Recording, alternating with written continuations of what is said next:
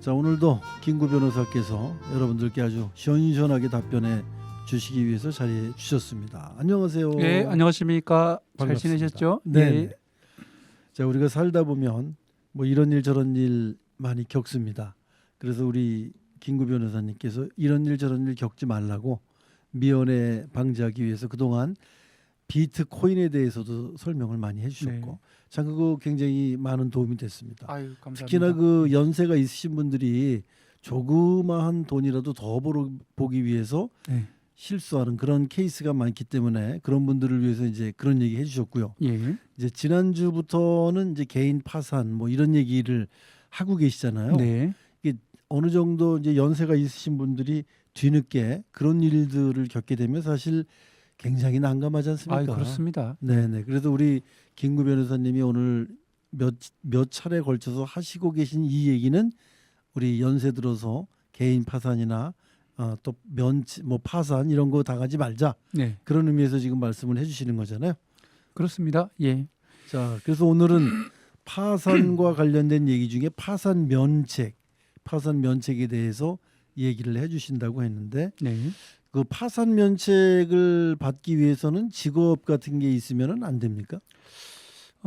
저번 주에 이어서 이제 파산에 대해서 말씀을 드리는데, 네네. 오늘은 이제 제가 주로 말씀드리고 싶은 것이, 파산 신청하시는 분들이 즐겨 어떻게 보면은 자주 하시는 질문들이 있어요. 네네. 그 질문에 대해서 이제 말씀을 드리려고 오늘 자리를 준비를 했습니다. 네네. 파산은 우리 사회자님께서 잘 지적하셨다시피 노년층에서도 이제 일어나는 일입니다. 네. 그러나 제가 더 포커스를 잡고 있는 것은 중장년층, 특히 청년층이 요즘 파산이 좀 많아요. 그렇군요. 그래서 파산 절차를 이용하지 못하는 분들이 있고 또 너무 자주 이용하시는 분들도 있고 그렇습니다. 그러나 제 방점은 이용하시라. 이용하셔서 자기가 이 세상에서 살고 계시라, 그렇게 말씀드리고 싶습니다. 네. 근데 제가 궁금해서 여쭤보는 얘기인데요. 이 파산을 이제 개인 파산 이런 걸 하게 될 경우에 네. 청년층은 앞으로 살아갈 날이 아무래도 많지 않습니까? 그 청년이 더 뭐 여러 가지 불리함이 많겠습니까? 노년이 불리함이 많겠습니까? 제가 이제 법조인으로서 말씀드리는 것인데, 파산은 이제 뭐 노년의 구분이 없습니다. 아, 그렇습니까? 없는데 젊었을 때 파산을 한다고 해서 나중에 그게 무슨 지장이 있거나 그러지는 않습니다. 아, 다행이네. 예, 그러니까 파산의 여건이 되시면 파산을 하시는 게 맞다고 보고요. 네. 노년층은 이제 지금 말씀드리겠습니다만, 노년층은 파산을 굳이 안 해도 나중에 이제 돌아가시고 난 다음에 네. 자식들이 뭐 한정 승인이나 뭐 이런 걸 통해서 정리할 수 있는 방법이 있습니다. 아, 그렇군요. 차근차근히 말씀을 드리겠지만, 네네. 그래도 자기가 살아 계실 때 정리를 하시는 게 나중에 유족들한테 조금 편하게 할 수 있는 방법이 되니까요. 네. 예, 이제 천천히 말씀 올리겠습니다. 일단 아까 질문하셨던 네네. 파산 면책은 직업이 있으면 안 되냐, 이렇게 질문을 하셨어요. 네네. 직업이 있으면 이제 고정적인 수입이 있는 직업이라고 봤을 때, 그냥 뭐 간헐적으로 알바 같은 거 아니고요. 네. 안정적인 수입이 그래도 고정적으로 들어오고 있을 때, 이분들은 웬만하면 개인 회생하라고 그렇게 권하죠. 네. 그리고 빚을 졌으니까 어느 정도라도 이렇게 20%라도 이렇게 갚아 나가는 게 도리일 수도 있잖아요. 네네. 그래서 자기의 최저 생계비 이런 걸 빼고 나머지를 갚아 나가서, 빚이 100이라면 한 20%나 10%만 갚고 그리고 이제 회생을 하기를 그렇게 권합니다. 네네. 그런데 예, 반드시 그런 것은 아니고요. 네네. 이제 법원에서 판단할 때 직업은 있다. 직업은 있는데 이 사람의 직업이나 뭐 소득 수준이나 앞으로 들어올 월급이나 이런 걸 쭉 봤을 때 네.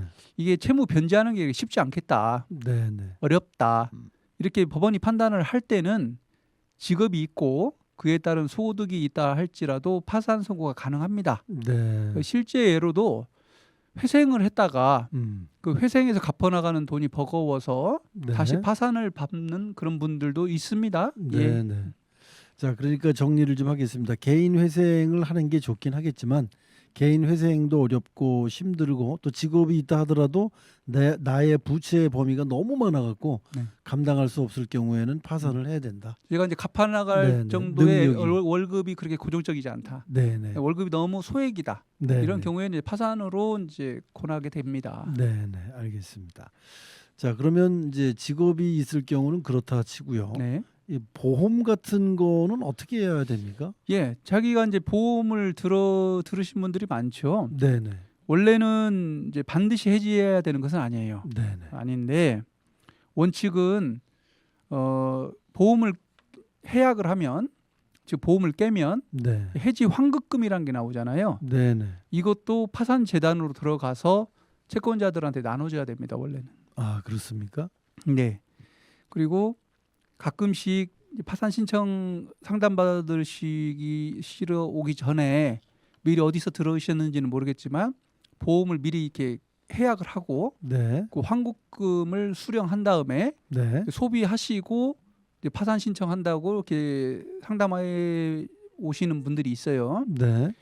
이거 반드시 사용처를 소명을 해야 됩니다. 아, 내가 그 그렇습니까? 환급금을 받아서 내가 어디 썼다 이걸 소명을 해야 돼요. 네, 네. 그러니까 한 파산 신청 1년에서 3년 전 그 사이에 있었던 계약 해지지 않습니까? 보험 계약. 네, 네. 환급금을 받았다.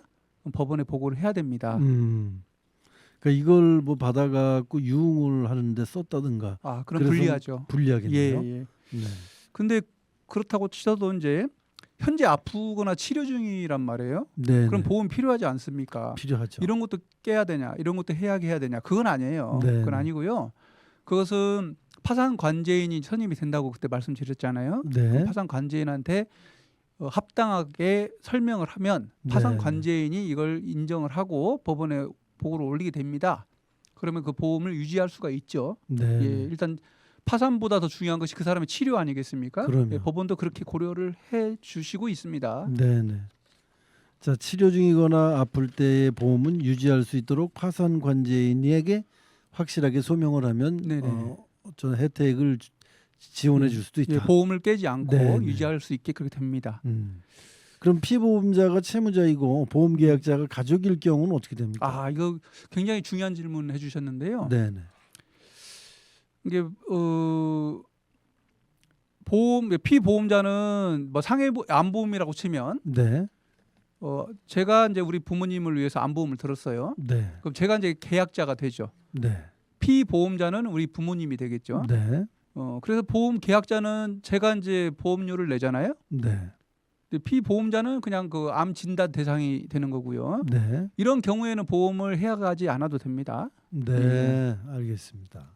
그러니까 보험 계약자는 만약에 네. 저희 어머님 아버님을 위해서 보험을 들어놨다면 해약을 안 해도 된다. 예. 이렇게 생각하면 되겠죠. 예. 그것은 또 보험을 잘 아시는 분들은 계피상이라고 이렇게 얘기를 하죠. 전문 용어로. 네, 네. 계약자하고 피보험자가 다르다. 네. 네. 계피상이 이렇게 얘기를 합니다. 네, 계피상이의 경우에 있어서는 보험 계약을 해지하지 않아도 됩니다. 네. 근데 이걸 또 이용하셔 가지고 원래 계약자 피보험자가 동일한 보험을 네. 중간에 바꿔서 계피 상위로 이렇게 바꾸시는 분들이 있으세요. 네. 법을 어느 정도 아니까. 네, 이것은 재산 은닉으로 평가가 될 수 있어요. 네, 네. 그러니까 파산 단계에서 이런 게 발각이 되면 매우 그 파산이 진행이 안 될 수도 있습니다. 네. 그러니까 정확하게 있는 사실대로 이렇게 보고하는 것이 좋습니다. 네. 하나 더 말씀드리면 네. 그동안에 이제 내왔던 월 보험료의 수준이 너무 높아요. 네. 월급은 한 300만 원밖에 안 되는데 보험료가 한 200 이상 나간다. 네. 이런 경우가 있을 수 있잖아요. 그럼요. 이럴 때는 그 보험료를 과연 어떻게 충당을 했는지 이 부분에 대해서도 법원이 소명을 요구합니다.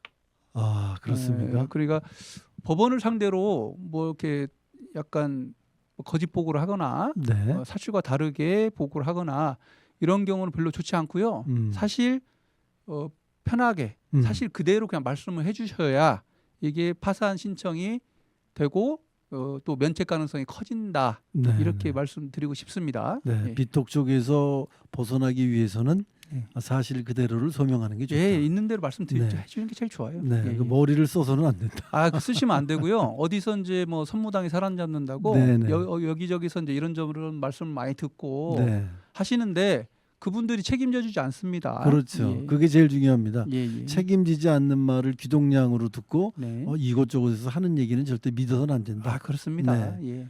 법은 변호사에게, 예. 약은 약사에게. 예, 그렇습니다. 자, 임대차 보증금은 그럼 어떻게 됩니까? 파산의 예, 경우에. 먼저 이제 면제 재산이라는 것을 좀 말씀을 드릴게요. 그 개념을. 네, 면제 재산. 예, 이 말은 뭐냐면 제 재산 중에 제가 파산 신청을 누가 한다고 만약 예를 들었을 때 네, 네. 그 사람 모든 재산을 10원짜리까지 탈탈 털어가지고 파산 재단을 만들어서 거기서 채권자한테 나눠주지는 않습니다. 아, 그러는 건 아니군요. 먹고 살아야 되잖아요. 그럼- 채무자들 네, 아무리 네. 채무자가 죄를 지었지언정 네, 네. 10원 한 장까지 다 털어가지고 그럴 수는 없지 않습니까? 네, 네. 그러니까 이 채무자한테 당신이 아무리 파산 신청을 했지만 최저 먹고 살 수 있게끔은 해주게 돼 있어요. 네. 그 재산은 파산 재단에서 면제가 된다. 이런 의미에서 면제 재산이라고 하거든요. 그러니까 채무자한테 네가 그냥 그건 네가 써. 네. 네, 이렇게 이해하시면 간단할 것 같아요. 네, 네. 면제 재산. 예. 면제 재산이라는 건 그런 것이다. 네.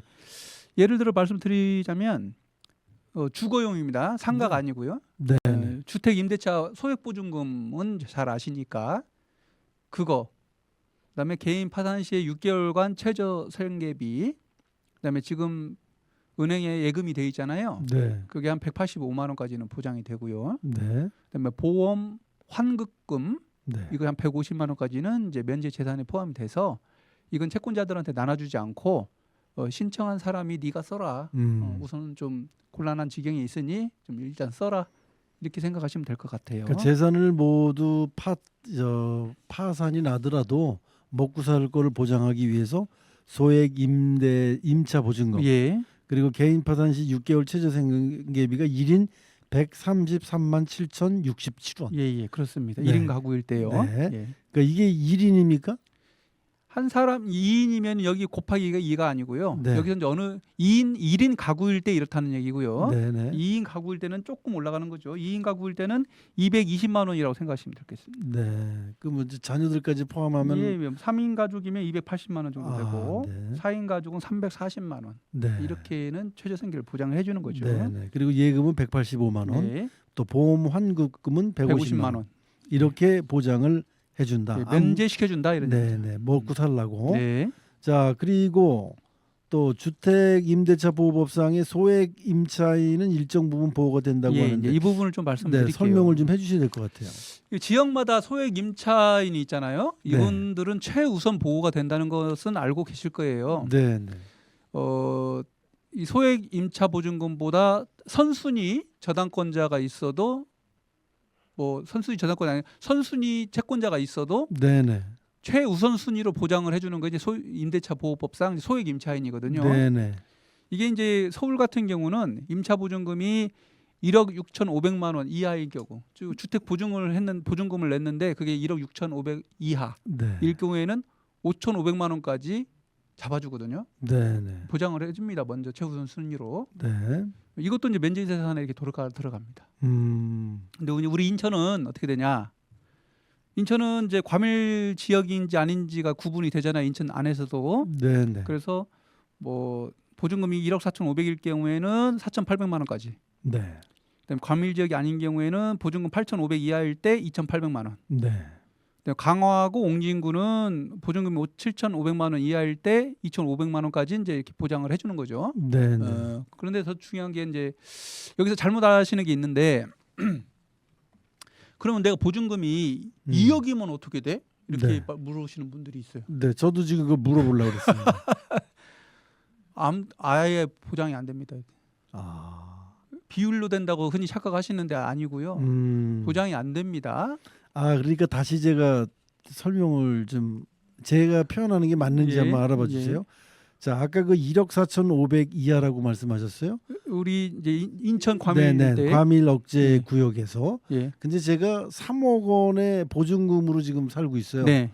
그러면은 1억 4,500이 4,800이니까 3억 원은 좀 더 될 거다가 아니다 이거죠? 아예 보장이 안 됩니다. 보장이 소액 아예 안 임차인이. 된다? 예, 그게 소액 임차인에 대해서 잘 모르시는 부분인데 네. 안 되는 겁니다. 그 곱하기 2인 줄 알았어요. 아니에요. 아예 4,800도 안 되는 거예요. 네, 예, 알겠습니다. 그걸 좀 아셔야 되는데 너무 가혹하지 않냐. 그렇죠. 이건 법이 조금 잘못된 거 아니냐. 네네. 이제 이렇게 생각하실 수 있어요. 네. 대한민국 법원이 이제 그런 것까지도 다 파악을 하고 있습니다. 네네. 그래서 반드시 그렇게 된다는 건 아니고요. 법원에서도 이런 맹점이 있다는 걸 알고 계셔요. 알고 있어서 보증금이 1억 6,500, 1억 4,500이 넘어간다 치더라도 네. 소액 보증금 네. 이 정도에 대해서는 면제 재산으로 법원이 편입시켜 주려고 굉장히 노력을 해 주십니다. 실제로. 네. 그러니까 이제 공식적인 건 아니고요. 네네. 공식적인 건 아니지만 예. 이 1억 4,500 이상일 때도 예. 가급적이면 예. 해주려고 애를 해주려고 쓴다. 이제 법원이 애를 네, 쓰시죠. 네, 네. 예. 알겠습니다. 자, 이거 참 중요한 부분인 것 같습니다. 예. 저같이 생각하는 사람도 많이 있을 것 네, 같아요. 주의를 꼭 하셔야 될 것 같고요. 예. 자, 그러면 이제 파산 면책의 경우 자녀에게 가는 피해도 있습니까? 아예 없습니다. 없습니까? 없습니다. 네, 그건 아주 단호하게 빨리 말씀해 주시네. 없고요. 채무를 오히려 방치를 하면은 나중에 잘못되면 상속이 되지 않습니까? 네네. 빨리빨리 처리를 하시는 게 자기가 파산이나 이런 거 해서 자기가 처리하는 게 낫지. 연세가 좀 있으시다. 그런 경우에 끙끙 앓지 마시고 자기가 자기 선에서 파산을 통해서 처리를 하시는 게 좋습니다. 네. 특히 나이가 있으신 분들은 네네. 자녀들에게 그냥 방치를 하면 상속이 되기 때문에 더 나쁠 수도 있다. 네, 그렇습니다. 알겠습니다. 자, 그럼 이제 요 부분 또 많이 듣는 얘기지만 잘 모르시는 분들 계실 것 같은데 한정 승인 이게 예. 뭡니까? 이제 파산과 관련된 건 아니고요. 네네. 이제 파산의 경우에 있어서 나이가 연세가 좀 있으셨는데 이제 파산을 안 하고 이제 돌아가셨을 경우에 이때 남아 있는 유가족들께서 상속이 일어납니다. 네. 그럼 아버지 빚도 상속이 되는 거죠. 네네. 이제 이랬을 경우에는 어떻게 해야 되냐? 흔히 있는 일입니다. 그래서 오늘 좀 말씀을 드리려고 하는데 먼저 상속이라는 것은요. 재산 상속만 있는 게 아니고 상속에는 플러스 상속이 있고 마이너스 상속이 있는 거예요. 간단히 얘기해서. 네네. 즉 아버지가 갖고 있는 재산도 상속이 되지만 네. 채무도 상속이 됩니다. 채무. 예, 채무 상속. 예, 채무도 상속이 되는 거죠. 상속 재산이라 하면 우리가 흔히들 플러스라고만 생각하는데 마이너스도 있는 거죠. 플러스만 받을 수는 없습니다. 플러스 마이너스 다 받아야 되는 거죠. 그래서 이제 이때는 이제 사정이 있어가지고 자기의 평상시에 있던 빚을 청산을 못 하시고 이제 돌아가셨다고 치면 이제 자식이 그걸 아버지가 이제 돌아가셨는데 재산이 많은지 채무가 많은지 모를 경우가 있지 않겠습니까? 네네. 그리고 3개월이 지나 버리면 단순 승인이 됩니다. 3개월이 지나면 예, 단순 승인이 되는데 단순 승인이란 말은 뭐냐면 아버지 돌아가셨다가 석 달 지났어요. 네. 근데 갑자기 어디서 당신 아버지가 누구한테 몇십억의 보증을 섰더라. 네. 너 갚어. 이런 경우가 왕왕 있습니다. 있죠.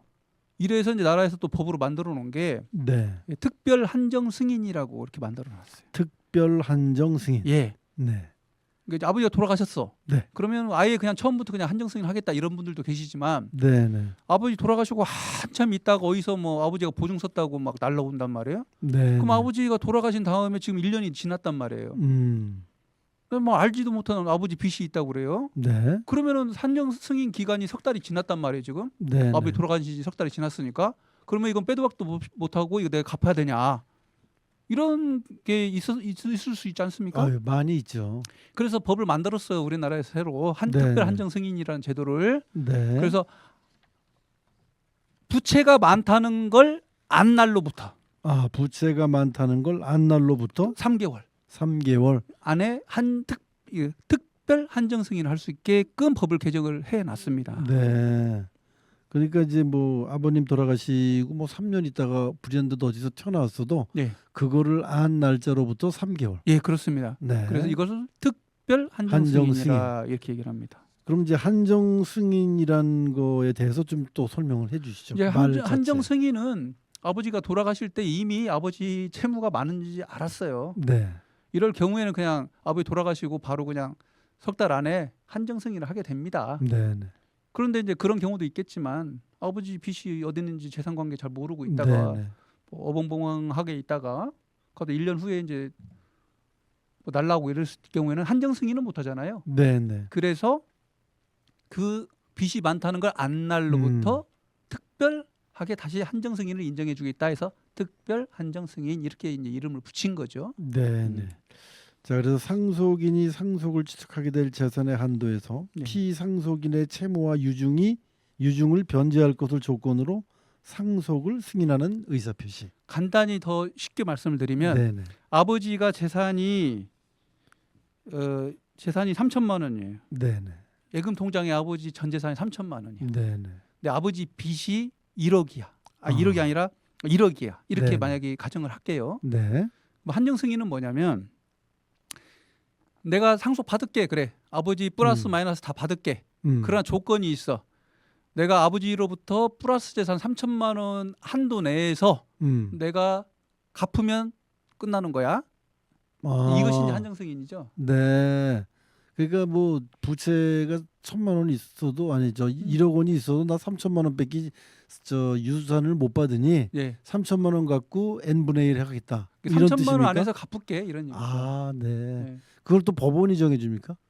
법원이 정해주는 건 아니고요. 그 한정 승인 제도가 원래 그렇습니다. 네. 그러니까 아버지 돌아가시고 나서 막 찾죠 재산을 저기 복지센터 이런 데 가서 막 네, 찾습니다. 네, 네. 금융거래 자료. 그렇게 해서 이제 부채가 많다 하면은 바로 한정 승인 하셔야죠. 알겠습니다. 그러니까 그런 제도도 있군요. 예. 네. 그리고 이제 하나 더 말씀을 좀 하신다면 말씀드리면 상속 포기라는 게 있어요. 네, 네. 아우 나 귀찮아. 한정 승인도 그렇고 내가 내 돈 내서 뭐 한정 승인 할 것도 없고 아버지하고 뭐 살아 생전에 뭐 그렇게 뭐 있는 것도 아니고 네. 정도 없고 뭣도 없어. 상속 포기할래. 네. 이렇게 상속 포기하는 것도 있습니다. 네. 그것은 아예 상속을 안 받는다는 거예요. 한정 승인은 아버지 재산에서 내가 빚을 다 갚지는 못하지만 아버지 재산 한도 내에서 내가 빚을 갚게. 즉 아버지 빚이 1억인데 내가 3천만 원을 받았으니까 이 3천만 원 한도 내에서 갚고 끝나는 거야. 이게 한정 승인. 네. 아우 모르겠어. 신경 안 써. 아버지 돌아가시면 돌아가신 거지 뭐. 그냥 나 상속 안 받을래. 그러니까 이게 이제 3천만 상속 원도 포기. 안 받겠다. 예. 네. 그 국가로 귀속됩니까 그럼? 아닙니다. 그래서 여기서 이제 말씀드리고 싶어서 제가 일부러 말씀을 드렸는데 상속을 포기를 하게 되면 네. 이제 친척들하고 굉장히 사이가 안 좋아집니다. 왜냐하면 우리나라 상속은 사촌까지 쫓아가요. 아. 채무가 그러면 그러니까 어디서 큰아버지 뭐 이렇게 돌아가셨는데 갑자기 뭐 너 돈 갚아라 이렇게 될 수도 있는 거예요. 상속을 그렇겠네요. 포기하면 네네. 이게 상속을 포기를 하면 친척들이 다치니까 누가 한 사람이 한정 승인을 총대 메고 해줘야 됩니다. 아, 네. 알겠습니다. 그러니까 상속 포기도 함부로 하는 게 아니군요. 그럼요. 그러니까 사촌까지 사촌들 얼굴 안 본 지 오래됐지 않습니까? 네네. 10년, 20년 넘어가시는 분들도 많잖아요. 사촌 이름도 잘 모르는 분들도 있고. 네네. 근데 뭐 한다고 갑자기 어디서 날라와가지고 돈 갚아라 이런 얘기가 있을 수 있으니까 네네. 이제 욕 듣고 안 좋았던 사이 더 안 좋아지고 그러니까 자식들 중에 네. 한 사람이 한정 승인하고 그렇게 하면은 거기서 이제 다 해결이 되니까요. 네. 예, 그렇게 네. 하시면 될 것 같아요. 자, 오늘은 김구 변호사와 함께 파산과 그리고 상속 포기, 한정 승인 등 우리가 실생활에 있을 수 있는 그런 얘기들을 쭉 해주셨는데 다음 주에는 또 어떤 얘기를 해주시겠습니까? 주로 이제 실생활에 도움이 될 수 있는 얘기를 주로 말씀을 제가 주제를 정해서 네. 올릴 거고요. 오늘 이제 끝마침을 하는데 하나 좀 당부드릴 게 네. 기한이 법에 이제 몇 달 안에 뭐 이렇게 기한이 정해져 있는 법률이 있어요. 네네. 방금 한정 승인도 석 달 이렇게 나와 있지 않습니까? 네네. 그 기한을 웬만하면 지키시는 게 좋고요. 네. 그 기한이 넘겼더라도 이제 넘기는 정당한 이유가 있으면 네. 괜찮지만 법률에 언제까지 해라 음. 이제 이런 말이 있으면 그건 웬만하면 지켜주시는 게 좋습니다. 네, 예, 네. 왜냐하면 그걸 못 지켜가지고 한정 승인이 안 된 경우도 상당히 많습니다. 네, 네. 예. 알겠습니다. 기한은 꼭 지켜라. 예예. 네. 자, 김구 변호사와 함께하는 구구절절 오늘은 개인 파산과 한정 승인에 대한 실생활에 필요한 얘기를 함께 나누어 드렸습니다. 다음 주에 함께 해주시기 바라겠습니다. 예, 감사합니다. 고맙습니다. 고맙습니다.